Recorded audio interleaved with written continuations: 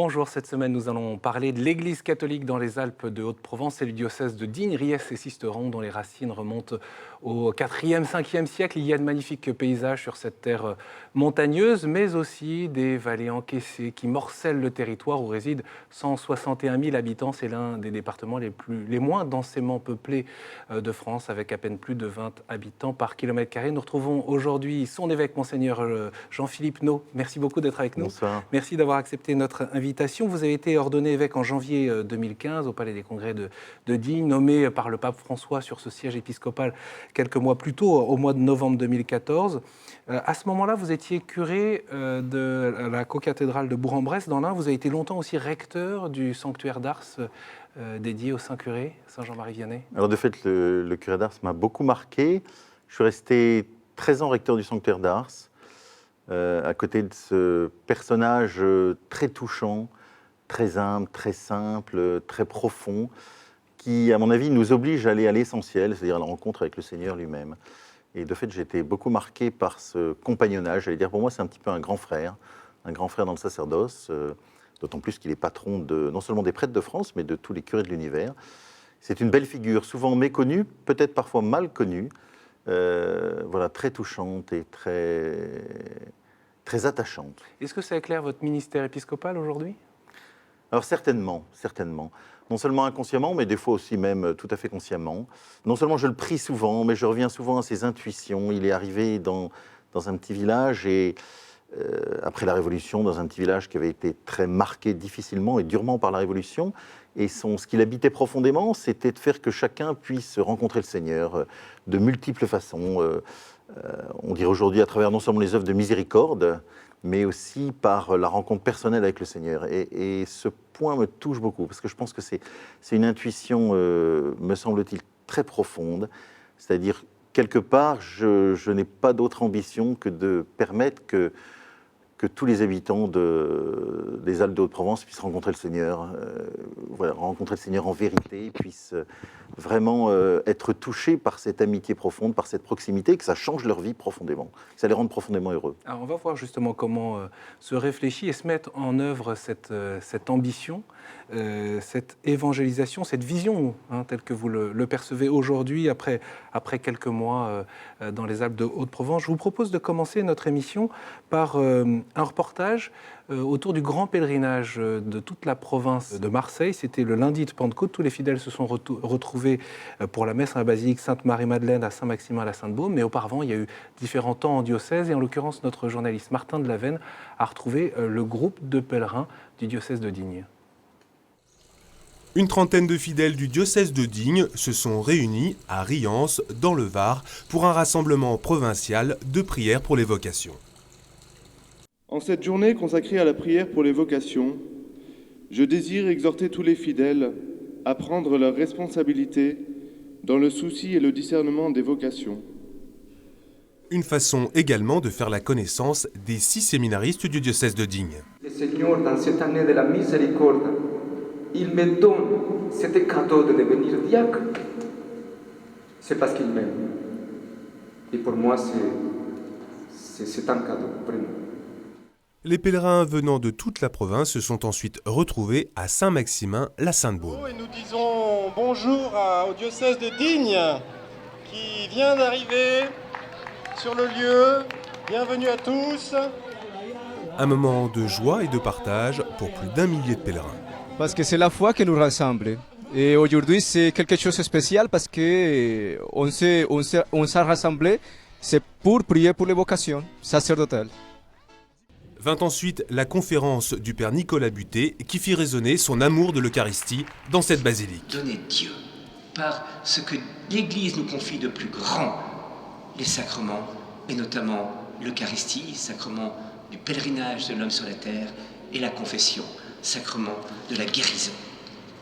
Tout est là, voyez-vous, le Christ. Si on a compris que c'est ça, alors les vocations vont venir parce qu'on va donner l'essentiel. Mais pour cela, il faut des gens qui aient faim et soif en face, voyez-vous. Pour clôturer cette journée de pèlerinage provincial pour les vocations, une messe fut célébrée en la basilique Sainte-Marie-Madeleine, présidée par Monseigneur Pontier. De nombreux prêtres étaient présents, mais également une centaine de séminaristes venus de l'ensemble de la province.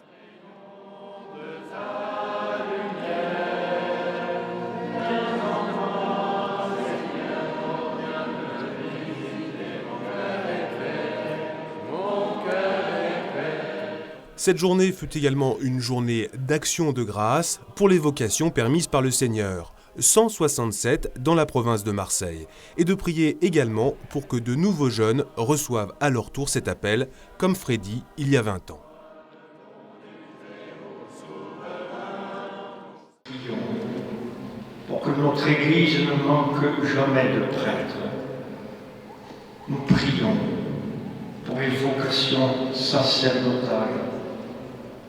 Nous supplions le Seigneur d'ouvrir le cœur des parents pour qu'ils prient afin qu'un de leurs fils devienne prêtre. Comme le pape François l'indique en ce jour de prière pour les vocations, que tous les baptisés puissent expérimenter la joie d'appartenir à l'Église, qu'ils redécouvrent la vocation chrétienne et que naissent au sein du peuple de Dieu des vocations.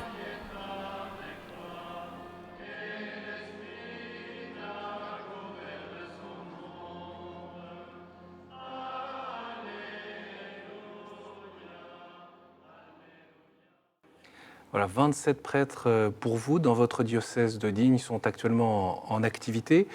Vous avez 6 séminaristes. C'est le fruit de cette prière pour les vocations? Alors certainement, je m'en réjouis. Il pourrait y en avoir beaucoup plus, hein, certainement. Mais je pense que c'est une belle grâce et je pense que c'est aussi un bel encouragement pour les gens, non seulement dans leur prière, certainement, mais aussi c'est dynamisant, me semble-t-il, même pour les prêtres qui voient que des jeunes viennent et puis que l'avenir est d'une certaine façon pris en compte. Mais c'est une invitation à prier davantage. Et c'était le but de ce pèlerinage, d'inviter les familles tout spécialement, puisque c'était ceux qui étaient principalement invités, à porter cette intention, et non seulement pour leurs propres enfants, mais aussi plus largement, porter cette intention des vocations. Et nous savons combien elle est importante pour notre monde, pour notre Église, et tout spécialement pour l'Église de Digne aujourd'hui.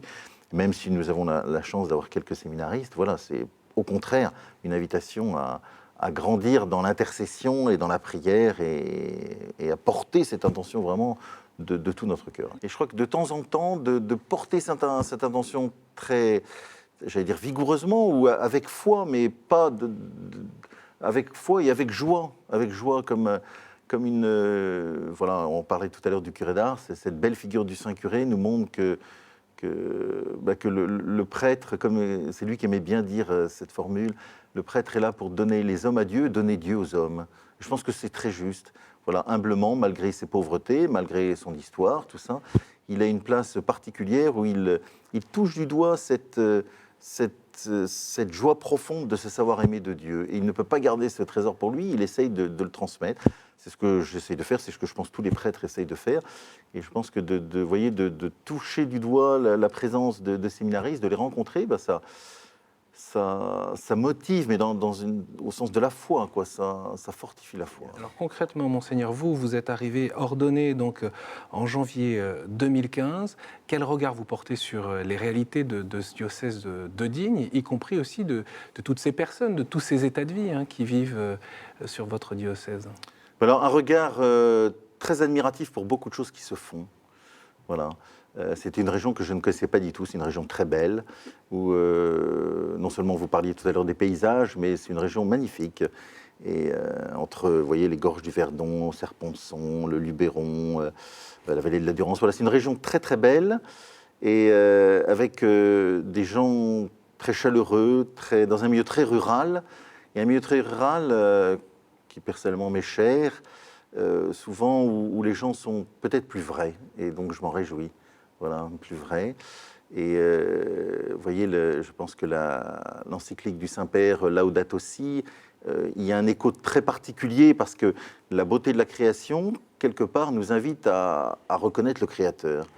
Et non seulement à le reconnaître dans la création, mais à rentrer vraiment en communion avec lui.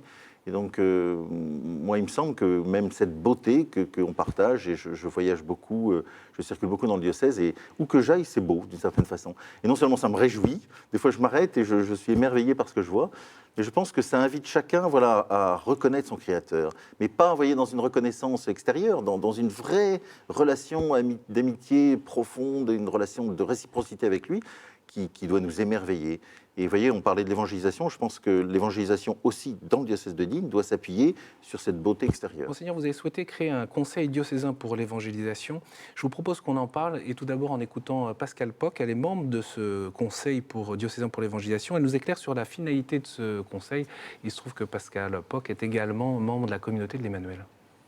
Premier travail de ce conseil, c'est de récupérer ce qui se fait dans les différentes paroisses, différents mouvements comme initiative d'évangélisation, de faire un espèce d'inventaire et de voir après comment on peut proposer de repliquer, si j'ose dire, pour reprendre l'exemple du jardinage, comment on peut repiquer ces initiatives dans d'autres paroisses. Avec la communauté de l'Emmanuel, on a souhaité que les reliques de Sainte Marguerite Marie viennent à Fort-Calquier pour l'ouverture de l'année de la Miséricorde et qu'en même temps qu'on propose la vénération des reliques dans la cathédrale, il y ait un temps d'évangélisation justement sur le parvis et puis le soir, une soirée miséricorde. On sème à tout vent. Comme la parabole du semeur, on sème à tout vent et puis après, on voit bien ce qui se passe. On voit bien ce qui se passe, mais on n'arrache pas trop vite livré. C'est ça l'essentiel de l'évangélisation. L'essentiel de l'évangélisation, c'est vraiment d'annoncer à tout vent et puis après, ça ne nous appartient pas. Ne pas avoir peur de faire des choses un peu folles.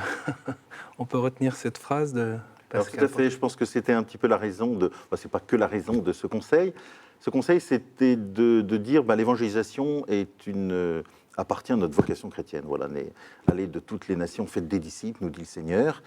Et je pense que l'évangélisation aujourd'hui, c'est vraiment... on doit tous en prendre conscience. Alors non seulement le pape François nous y invite, il nous invite à sortir, le pape Benoît XVI de même, le pape Jean-Paul II ô combien, et que c'est peut-être la réponse à beaucoup de questions qu'on se pose aujourd'hui. On pourrait se lamenter de certaines choses, de la perte d'influence de l'Église dans notre société, dans beaucoup de choses. La réduction du nombre, peut-être. Par exemple aussi, voilà. Et que la solution, ou j'allais dire la réponse, c'est, me semble-t-il, ce désir d'annoncer la bonne nouvelle. Et puis, je crois que ça rejoint aussi, si on est convaincu que cette bonne nouvelle, c'est vraiment une bonne nouvelle, on ne peut pas la garder pour nous. Et il faut qu'on en soit... il faut qu'on la laisse déborder d'une certaine façon, cette bonne nouvelle. Et c'était la raison un petit peu de ce conseil, de dire, d'essayer de mettre en œuvre une sorte de culture de l'évangélisation. C'était votre première grande décision, en quelque sorte, par rapport au niveau de la création d'un conseil, oui. Voilà. C'était, mon idée, c'était aussi de donner une direction assez claire, en disant, en mettant en place ce conseil, je donne une direction qui rejoint chacun des diocésains, quelle que soit sa mission, quelle que soit sa vocation, puisque de par notre baptême et surtout de par notre confirmation, nous sommes invités à porter cette bonne nouvelle, et il faut qu'on la laisse déborder de notre cœur, non seulement dans la foi, mais dans la joie aussi, dans la joie. Et que ce conseil est là pour nous aider, c'est-à-dire c'est de l'ordre d'un moyen. Et donc, comme cela vient d'être explicité, une des premières initiatives, c'est de collecter déjà tout ce qui se fait dans le diocèse. Je pense qu'on va être surpris, en bien, de voir toutes les initiatives, et puis de les collecter, de les mettre à disposition de tout le monde, pour que chacun... peut-être que dans la paroisse d'à côté, il y a une expérience toute simple, mais facile à mettre en œuvre, mais qui porte beaucoup de fruits, qu'on peut très bien reprendre chez nous, et voilà. Et se donner, créer un petit peu cette dynamique. Je vous propose de retrouver le témoignage de Cyril et Carole Prache. Ils œuvrent au quotidien, notamment auprès des jeunes couples, en les aidant à se préparer à recevoir le sacrement de mariage. Aujourd'hui, il faut impulser de nouvelles dynamiques, parce que l'Église... moi, j'en suis convaincu, l'Église ne s'endort pas, mais au contraire, l'Église est pleine de ressources de vie, mais qui ne sont pas assez répandues. Il faut tenir compte des différentes sensibilités qu'il y a même à l'intérieur de l'Église, et surtout pour les gens qui sont à la périphérie de l'Église. Alors, ça devient quelque chose peut-être toujours de simple, mais peut-être pas d'intuitif, en tout cas qu'il faut organiser. Il faut vraiment qu'on s'occupe des jeunes, parce que c'est par eux que l'avenir se prépare, bien sûr, mais aussi qu'on touche leurs parents, qu'on touche leurs proches, et que leur dynamisme va se répandre, quoi.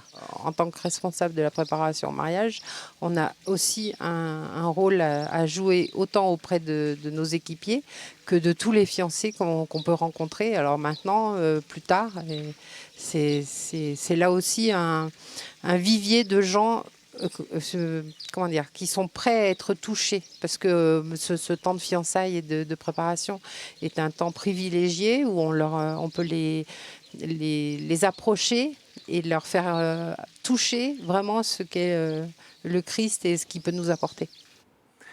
Voilà, ça concerne là les familles, la préparation au mariage. Alors je pense que, vous voyez, la nouvelle exhortation nous stimule beaucoup sur ce point, sur non seulement la beauté de... L'exhortation du pape François, Laetitia sur Maurice. voilà, suite au synode post-synodal sur la famille, sur l'amour, sur la famille. Et voilà, elle nous stimule, entre autres, sur ce temps de la préparation qui est si important. Alors, on l'a redécouvert depuis plusieurs années. Et puis, il y a un point qui me semble très important aussi dans cette exhortation, c'est l'insistance du Saint-Père, non seulement sur la beauté de l'amour humain, sur ce temps de préparation, mais aussi sur le temps après le mariage, en disant il faut peut-être passer tout autant de temps à accompagner les couples qui viennent de se marier dans les premières années de mariage, voire plus tard, que dans simplement la préparation, quoi. Alors, on entendait Cyril Prache à l'instant dire qu'il faut impulser de nouvelles dynamiques, mais comment on fait pour ne pas en rester au stade du yaka faucon? Alors, souvent, l'évangélisation, ça se passe dans ma famille, avec mes voisins, avec les enfants du catéchisme, avec les enfants de l'aumônerie, dans la pastorale, dans les gens que je rencontre à droite, à gauche. Voilà. C'est plus, comme je vous disais, un petit peu une culture de l'évangélisation. C'est-à-dire porter ce souci d'annoncer la bonne nouvelle à tous les gens que je rencontre, que ce soit dans le cadre des activités ecclésiales ou pas du tout. Voilà. On a un territoire très beau, mais qui reste... comme partout en France, voilà, il y a beaucoup de pans entiers à évangéliser. Il faut qu'on porte ce souci, ce désir d'annoncer cette bonne nouvelle. Et si c'est vraiment une bonne nouvelle, il faut qu'on la partage et qu'on le fasse avec entrain. Monseigneur, je vous propose, parce qu'en vous écoutant, ça fait évidemment écho au témoignage qu'on est allé recueillir de Michel Saez. Elle est infirmière aujourd'hui, et elle nous dit un peu la manière dont cet enthousiasme qui l'habite justement quand elle transmet sa foi. Je vous propose de l'écouter, puis bien sûr on va poursuivre. On offre en fait un thé, un café, un chocolat. Les gens s'avancent, viennent et on discute de tout. Et on rencontre des gens vraiment de tout horizon. Bon, moi, je baigne depuis très longtemps. J'ai eu de la chance d'avoir des parents qui m'ont éduquée dans ça et de rencontrer deux personnes formidables, un prêtre et une ancienne cheftaine de guide qui m'ont fait découvrir des choses merveilleuses. Et je me dis que ce qu'on m'a donné, il faut que moi, j'essaie de le redonner aux autres. Et voilà, il y a ce projet qui est en train d'être mis en œuvre, de créer des petits groupes, des fraternités qui se rencontrent, qui se retrouvent autour de la parole de Dieu. Et Michel en fait partie de cette dynamique. Il y a un enjeu en milieu rural, notamment de s'enraciner dans ce cœur à cœur avec le Christ. Alors je pense que l'Église, me semble-t-il, repart toujours de la parole de Dieu. Et qu'il ne faut pas hésiter, le Concile nous y a beaucoup incité à redécouvrir, voilà, c'est certainement une des grâces de notre temps, de nous plonger davantage dans la parole de Dieu. Or, d'une certaine façon, c'est tout simple. Il suffit d'ouvrir la Bible, d'ouvrir les évangiles, de s'y plonger. Donc cette petite intuition, c'est voilà, qui est partie d'une lettre que j'ai adressée à tous les diocésains pendant le carême, en les invitant à mettre en œuvre partout où ils sont. Et c'est tout simple, c'est-à-dire ça peut se faire dans un village, en milieu rural, avec mes voisins, en famille, avec les gens, voilà.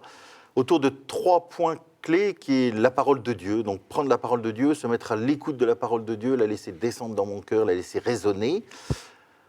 Le deuxième intuition, c'est la vie fraternelle, c'est-à-dire faire des petits groupes où on se retrouve vraiment comme des frères, et insister sur cette dimension non seulement fraternelle, mais conviviale.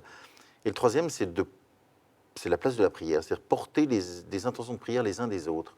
Voilà, je peux être dans un village peut-être loin, des voies de circulation ou des grands centres, mais je peux très bien me rassembler avec mes voisins et porter les intentions. Qui n'a pas des intentions soit personnelles, soit familiales, soit du monde, voilà, et notre monde ô combien nous suggère beaucoup d'intentions de prière. Donc Voilà, et retrouver la grâce de la parole de Dieu. Je reprends quelques témoignages que vous citez dans cette lettre. Nous ne savons pas toujours quelle bonne décision de vie prendre, nous ne savons pas prier, nous avons du mal à aimer en vérité.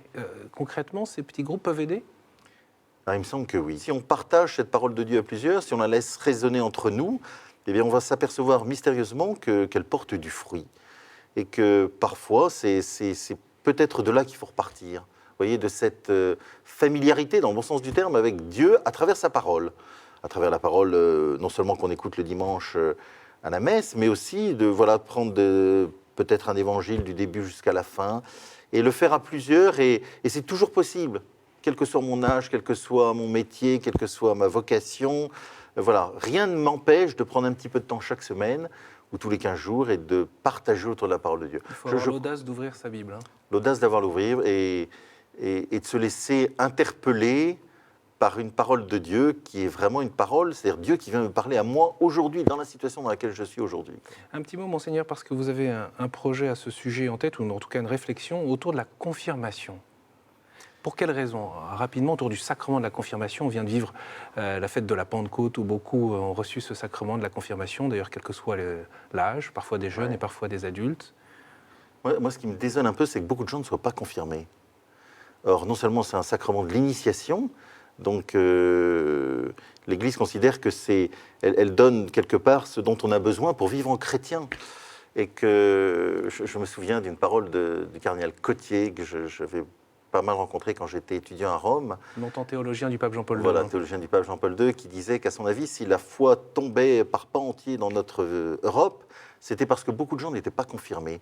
Et la double grâce du sacrement de la confirmation, c'est non seulement de renforcer ma foi, c'est-à-dire de la rendre ferme, d'où le mot confirmer, et puis de me pousser à témoigner, c'est-à-dire de pousser à laisser déborder cette joie de la rencontre avec le Seigneur, et de témoigner. Or, on s'aperçoit que c'est les deux grâces, peut-être, qui nous font le plus défaut dans notre Europe aujourd'hui. Alors, et que cette grâce est donnée par le sacrement comme un cadeau, c'est un don. C'est pas quelque chose que je vais construire de moi-même, c'est pas quelque chose que je fais par moi-même, c'est une grâce qui m'est donnée, je veux dire, gratuitement, et il faut pas qu'on s'en prive. Donc, vous voyez, je me réjouis de confirmer. Vraiment, je me réjouis, même si j'ai un enfant qui est confirmé dans un petit village, j'essaie d'y aller, d'aller partout, parce que j'ai une grande joie, non seulement à confirmer, mais de voir aussi, j'allais dire, cette grâce qui vient inonder le cœur de ces jeunes ou de ces moins jeunes, et je les pousse à être missionnaires, voilà, et que ce sacrement qui leur est donné, quelque part, les envoie en mission d'une façon renouvelée, mais pas en leur propre nom, vraiment au nom du Seigneur, quoi. Monseigneur, peut-être pour conclure, du coup, on comprend cette poussée, cette clarification sur les priorités, en gros, du diocèse, qui est l'évangélisation. Vous êtes là depuis janvier 2015, ordonné évêque de Digne-Riez et Sisteron. Concrètement, dans les mois prochains, comment vous voyez les choses ? Alors, comment je vois les choses ? Alors, c'est pas simplement, voyez, un projet humain qui se déploie. Je pense que c'est surtout être attentif au signe du Saint-Esprit, à ce que le Saint-Esprit suggère, non seulement dans mon cœur, mais dans le cœur de tous les gens du diocèse et tous les gens qu'on rencontre.